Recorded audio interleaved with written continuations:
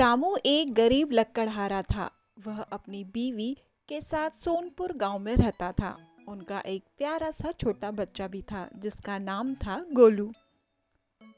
रामू रोज जंगल जाकर लकड़ी काटता था, फिर उन्हें बाजार में बेचकर अपना घर चलाया करता था।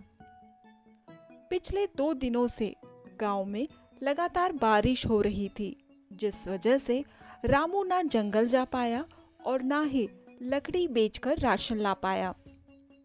तब रामू की पत्नी कहती है, अजी सुनिए, राशन खत्म होने को है, कल हम क्या बनाएंगे। तब रामू कहता है, तुम चिंता ना करो, भगवान पर भरोसा रखो, सब ठीक हो जाएगा। अगले दिन बारिश रुक जाती है और मौसम भी साफ हो जाता है। रामू रोज की तरह जंगल की ओर चल देता है लकड़ियां काटने के लिए।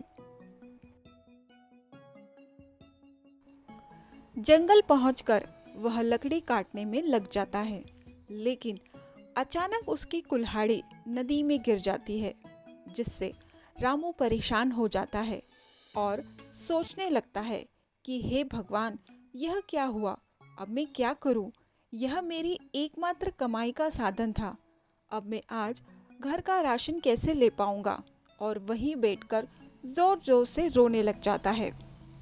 उसे रोता देख भगवान वहां प्रकट होते हैं और उससे रोने का कारण पूछते हैं।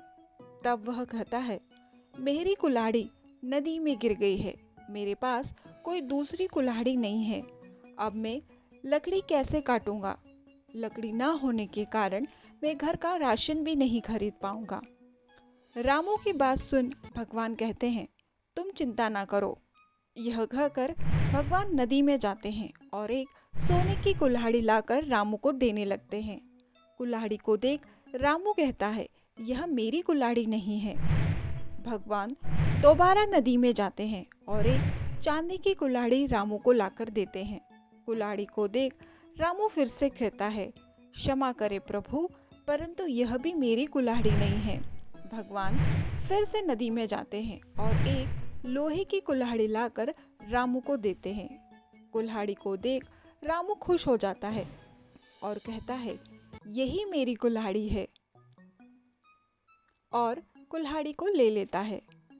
लकड़हारे की ईमानदारी से भगवान बहुत खुश हो जाते हैं और रामू को कहते हैं, मैं तुम्हारी ईमानदारी से बहुत प्रसन्न हुआ, अब ये तीनों कुल्हाड़ी तुम्हारी है। इतना कहकर भगवान वहां से अंतर्ध्यान हो जाते हैं। तीनों कुल्हाड़ी को पाकर रामू बहुत खुश हो जाता है और घर की ओर चल देता है। तो दोस्तों, आज की इस कहानी से हमें यही शिक्षा मिलती है कि जीवन में हमें हमेशा ईमानदारी रखनी चाहिए।